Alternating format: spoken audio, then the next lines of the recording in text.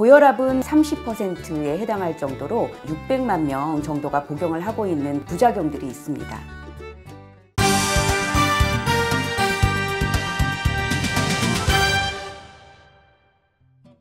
안녕하십니까. 서울대학교 병원 강남센터 순환기내과 교수 최수연입니다. 고혈압은 우리나라 성인 인구의 약 30%에 해당할 정도로 매우 흔한 질환입니다. 남성의 약 3분의 1, 여성의 4분의 1이 고혈압 환자고요. 65세 이상으로 보면 거의 60, 70%가 고혈압을 가지고 있습니다.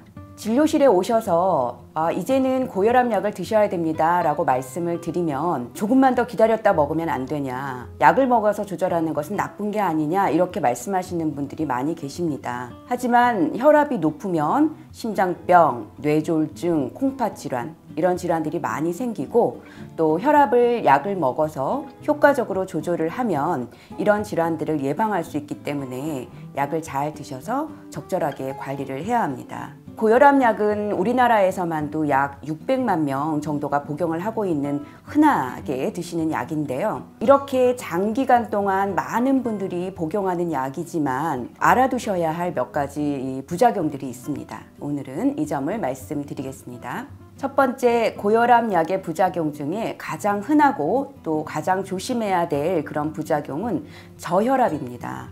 이렇게 저혈압에 의한 증상은 너무 기운이 없고 의욕이 없고 피곤하다, 또 앉았다 일어나거나 누웠다 일어날 때 어지럽고 핑 돌면서 쓰러질 것 같다, 이렇게 호소하시는 분들이 있습니다. 그래서 혈압약을 복용하시면서 이런 저혈압 증상이 있으면 꼭 담당 선생님과 상의를 하시기 바랍니다. 저혈압이 나타나는 원인의 가장 큰 이유는 혈압약의 용량이 좀 과하기 때문인데요. 가장 흔한 경우가 백의 고혈압이라는 것입니다. 환자들이 병원에 와서 의사와 간호사들의 흰 가운을 보면 혈압이 오르는 이런 경우를 백의고혈압이라고 하는데요. 집에서 잴 때 혈압은 정상인데 병원에만 가면 혈압이 오른다, 이러신 분들은 꼭 백의고혈압을 의심해 봐야 합니다. 저희가 이제 처음 진단을 하고 약을 복용하게 되는 고혈압 환자분들의 약 20%에서 30% 정도가 이런 백의고혈압에 해당됩니다. 백의고혈압이 의심될 경우에는 가정혈압, 또 낮 동안의 일상생활에서의 혈압을 측정을 해서 진단을 하게 됩니다. 고혈압 약을 드시는 분 중에 저혈압이 생기는 또 한 가지 원인으로 생활습관 관리를 아주 철저하게 잘 조절해 주시는 분들을 생각해 볼 수 있습니다. 고혈압 약을 처방을 할 때 우리 의사들은 생활습관 관리에 대해서 아주 강조를 합니다. 체중을 빼고 또 저염식을 하고 유산소 운동을 충분히 규칙적으로 해주고 적절하게 좋은 식사 습관을 가지게 되면 혈압약 한 알 이상의 효과를 얻게 됩니다. 그래서 고혈압 약을 복용하게 되신 분 중에는 이제 충격을 받고 이런 생활습관 관리를 철저하게 해주시는 분들이 있는데요. 생각했던 것보다 혈압이 많이 떨어지게 되는 경우가 있습니다. 보통 체중을 한 5에서 10kg 정도 빼주게 되면 혈압약 한 알 이상의 효과를 얻을 수 있거든요. 이렇게 해서 오시는 분들은 저희가 아주 많이 칭찬을 해드리고 약의 용량을 줄이거나 또는 약을 끊어가면서 조절을 해드리고 있습니다. 다만 조심해야 할 것은 생활습관 관리를 꾸준히 계속 잘한다는 게 참 어렵습니다. 그래서 조절을 잘 하시다가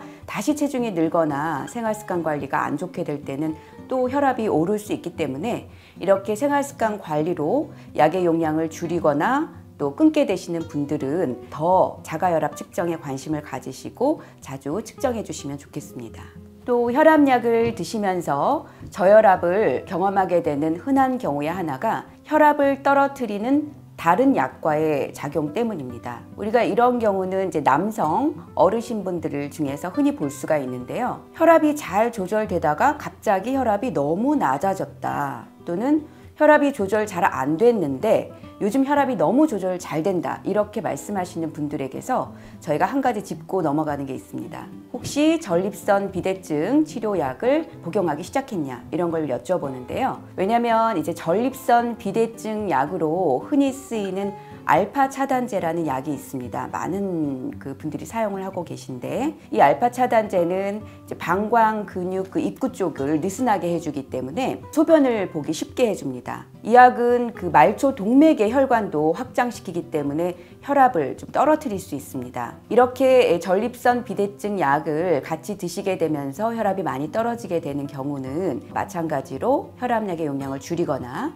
아니면 전립선 비대증 약을 다른 약으로 변경해서 저희가 관리를 할 수 있기 때문에 의사 선생님과 상의를 하시면 되겠습니다. 다음은 고혈압 약의 각 약제별 부작용에 대해서 알아보겠습니다. 고혈압 약은 여러 종류가 있습니다. 그 중에서 우리나라에서 현재 가장 많이 사용하고 있는 계통의 약은 칼슘 채널 차단제라는 약과 안지오텐신 수용체 차단제라는 약입니다. 약 이름이 어려워서 생소하실 수도 있지만 이 약은 우리나라 고혈압 환자의 반수 이상에서 사용을 하고 있고 더구나 이 두 약제를 복합해서 한 알로 만든 복합제의 경우는 현재 최대로 많이 사용되고 있는 고혈압 약이니까 모두들 흔하게 복용하시고 있는 약이라고 생각하시면 되겠습니다. 그럼 먼저 칼슘 채널 차단제의 부작용에 대해서 말씀드리겠습니다. 칼슘 채널 차단제는 혈관을 확장시켜서 혈압을 떨어뜨리는 효과를 나타내는데요. 이 혈관이 확장되면서 나타나는 부작용들이 있습니다. 첫 번째는 얼굴 쪽 혈관이 확장되는 건데요. 약을 드시고 얼굴이 달아오른다 이렇게 호소하시는 분들이 있고 간혹 혈압약을 먹고 나서 낮술을 먹지 않았냐 이렇게 오해를 많이 받는다 이렇게 말씀하시기도 하고 또 남성분들 중에는 이상하게 혈압약을 먹기 시작한 후로 내가 갱년기 증상이 생긴 것 같다. 얼굴이 화끈거리고 달아오른다. 이렇게 호소를 하십니다.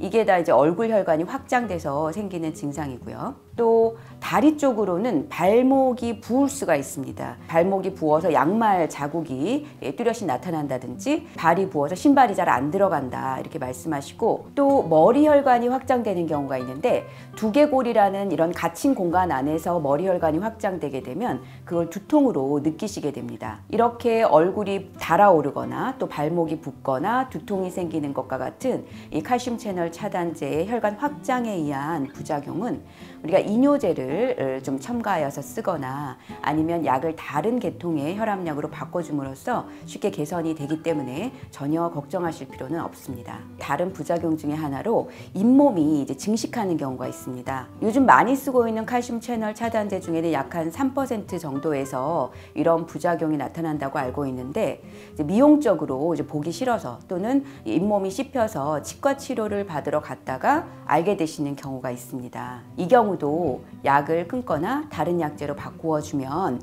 쉽게 해결되는 경우가 많기 때문에 너무 걱정하지 마시고 담당 선생님과 상의하시면 되겠습니다.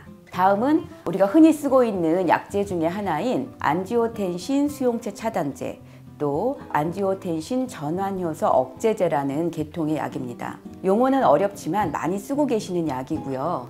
예전에는 안지오텐신 전환효소 억제제라는 약을 많이 쓰면서 마른 기침에 대한 부작용들이 좀 많이 있었습니다. 혈압약을 복용하신 후에 자꾸 마른 기침이 나온다, 목이 간질간질하다 이런 증상이 있으신 분은 의사 선생님과 상의를 해보시는 게 좋겠습니다. 또 한 가지 잘 알아두셔야 될 것이 선천성 기형의 위험이 있다는 것입니다. 임신부, 특히 이제 임신 15주 이상에서 이 약을 장기간 복용할 때는 태아의 콩팥 기능에 장애를 가져와서 선천성 기형을 유발할 수가 있기 때문에 주의를 해야 되겠습니다. 40세 이상의 여성에서도 약 10% 정도의 고혈압 환자가 있고 또 요즘에는 40대에서도 임신을 많이 하게 됩니다. 따라서 가임기 여성의 고혈압 환자분들은 약제의 부작용을 잘 알고 계셔서 임신 가능성이 있을 때는 약제 선택에 주의를 해주셔야 되겠습니다. 오늘 이렇게 여러 가지 고혈압 약에 의한 부작용을 말씀드리다 보니까 너무 이제 나쁜 점만 부각을 해서 더 걱정을 하실 것 같습니다. 하지만 칼슘 채널 차단제 그리고 안지오텐신 수용체 차단제 모두 심장, 혈관, 콩팥에 매우 좋은 효과가 있다고 이미 알려진 약들입니다. 따라서 혈압약을 통해서 혈압을 적절하게 잘 조절하셔서 이런 뇌혈관 질환 또 심장 질환, 콩팥 질환을 효과적으로 예방하시는 것이 훨씬 더 현명한 것이고요. 약을 드시는 분들은 오늘 말씀드렸던 이런 몇 가지 부작용을 잘 유념하셔서 본인에게 맞는 적절한 용량의 적절한 약을 선택해서 복용하시면 혈압약만큼 보약이라고 할 수 있는 이런 약은 더 없을 것 같습니다.